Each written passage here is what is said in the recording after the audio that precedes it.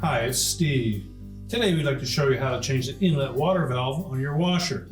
It's a really easy repair. Let me show you how we do it. Now, to do this repair, we will need to pull the washer away from the wall. We'll also need to disconnect the inlet fill hoses from the valve, so be sure to turn those off first. And as well, we'll need to disconnect the power. So if you pull the washer out far enough, we simply need to unplug it, or you can locate the electrical panel and turn off the appropriate breaker or remove the appropriate fuse. Once we've done that, we can start the repair. Now that we have everything disconnected from the washer and we've pulled it away from the wall, we're next going to remove this access panel at the back. And before we can do that, there's a small access cover on the left side here that we need to remove. It's held in place with a single 1/4-inch hex head screw. And the hinges to the right, we can remove those 2 tabs from the openings. We'll just set that aside. And next we'll remove 3 screws across the bottom that secure that back panel.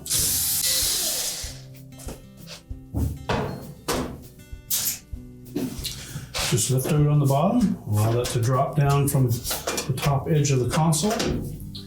And we just set that aside for a moment. Now next we'll need to remove the console completely from that main top. To do so, we're going to take a thin putty knife, and on each end of that console, we'll slide that putty knife between the main top and the console itself, and you'll feel some resistance from a spring-type clip.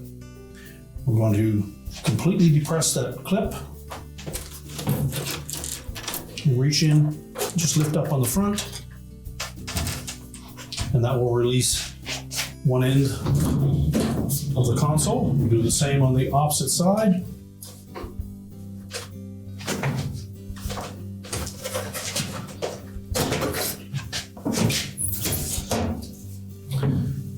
Now with the front of the console released, we can simply hinge it back. We'll remove the feet from the openings in the top, and then we'll just lay it on its face. And now we can go ahead and change out that valve. Now the next step will be to remove the wire harness connectors from the existing water valve. They are color coded. You'll note that the connector that is red goes to the hot water side of the valve, and the clear or light colored one goes to the cold water side. To remove them, we'll need to lift up on the little locking tab and pull them straight back. And if they're really tight, just take a flat blade screwdriver and gently pry them back.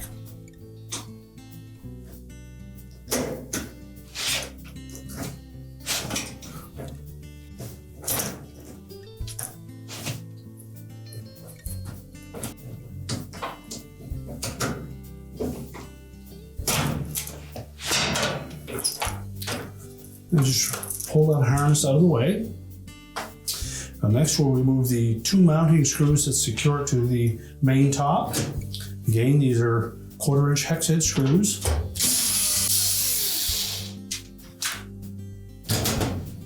So next we're just going to rotate that valve assembly so that we can access the retaining clamp and get out that.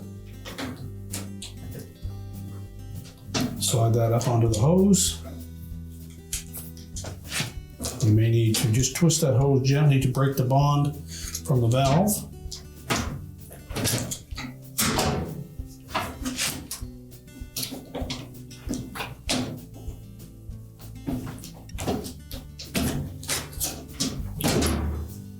Remove the old valve and discard it. So we'll line up the new valve, push the barb completely into that hose until it bottoms out.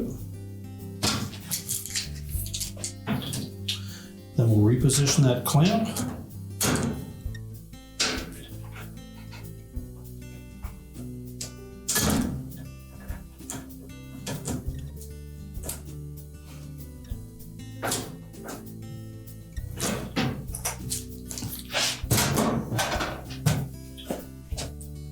Reinstall the mounting screws.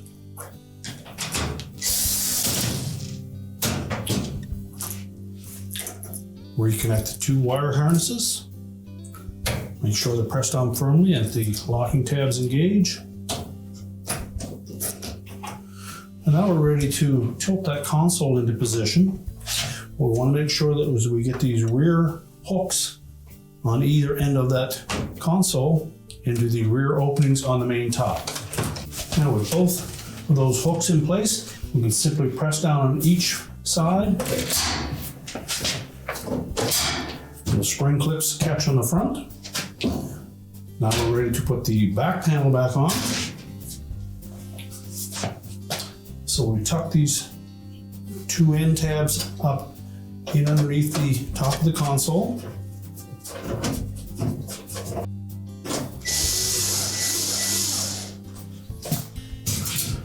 Install the 3 screws across the bottom.